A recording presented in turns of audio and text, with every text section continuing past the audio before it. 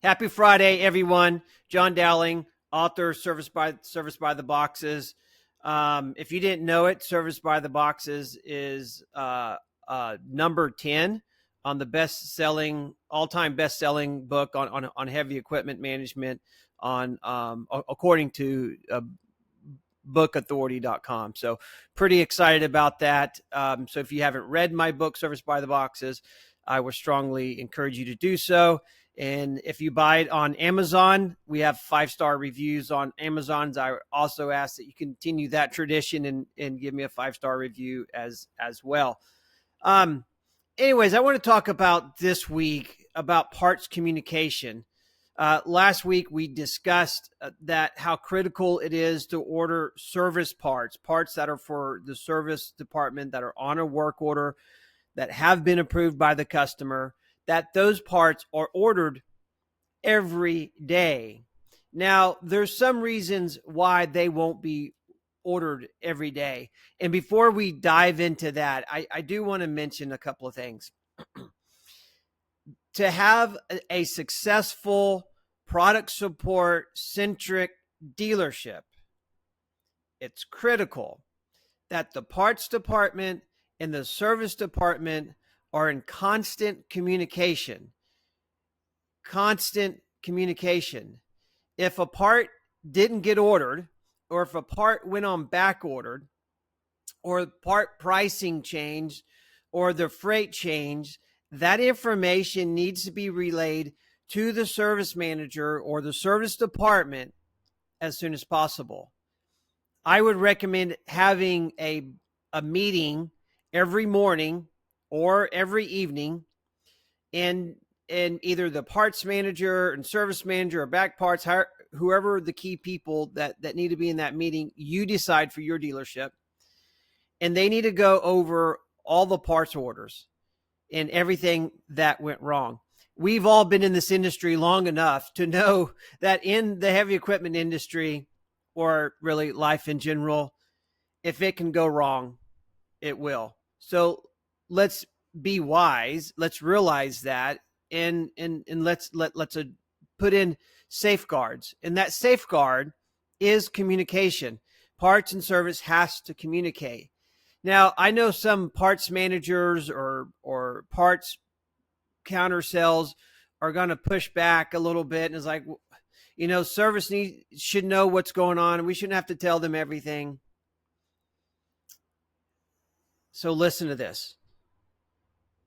Service department is the number one customer by percentage, by volume, by profit, by gross dollar sales for the parts department. Parts department, parts manager, director of parts, VP of parts, your number one customer is service. You need to treat the service department not like the redheaded stepchild. Nothing against people with red hair. But treat them as the customer that they are. They're your number one customer. So whatever they need, whatever you can do to make their life easy, you need to do it. If you want to be successful. If you don't want to be successful, don't talk to them, don't communicate with them, and provide lackluster service to your customer, and watch your market share shrink. So we need to be in constant communication. One of the key ways that we can be in constant communication, and let me take a step back. One reason that parts don't get ordered every day for the service department is they miss the cutoff times, right? Every manufacturer has a cutoff time that parts manager has to put that order in at that time. Now, there's emergency orders and unit down orders, or whatever your manufacturer calls them, and you can continue to order parts throughout the day, but they become more and more expensive, right? You got to pay more freight. The customer has already approved a certain dollar of freight. Now, if we miss that cutoff time, yes, we can still order the parts, but the freight's higher. So a lot of times when the parts manager goes to enter that order with the manufacturer, if a part misses the cutoff time, doesn't get on that daily order, they don't order it. Well, that causes problems. That messes up the service manager. He's expecting that part to be in 2 or 3 days and it never shows up. Or it shows up 2 or 3 days later. He's scheduling out his work. He's communicating with customers. That's like extremely important information that service manager needs to know.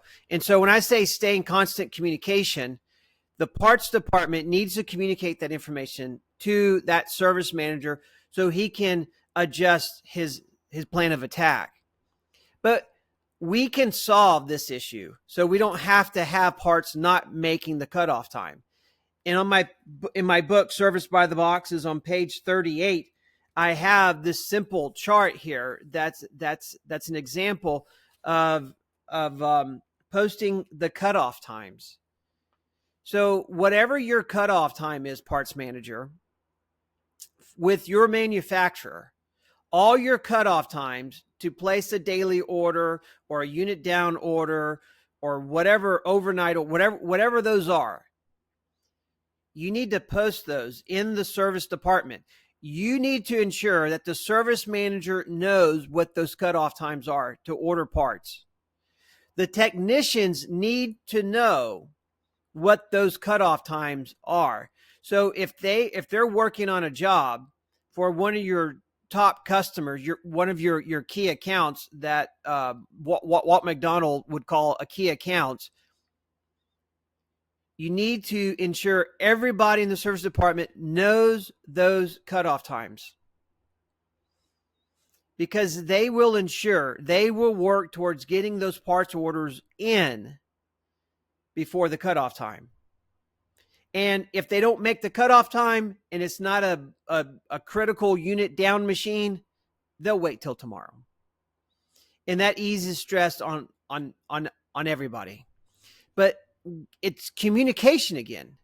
Most service departments and most technicians do not know what the cutoff times are for a parts order. It is as simple as going into Microsoft Word, typing up cutoff times and placing the times on there, printing off a bunch of those sheets of paper and pasting it all over the service department. We must learn to communicate. The parts department and service department must communicate. If we never figure out how to communicate effectively between those two departments, and hey, store manager, general manager, regional VP, that's your job. That's your job to ensure your parts and service departments are communicating together. Hope this helps. Have a great weekend. Enjoy the cooler weather. Go to church on Sunday, and see y'all next week.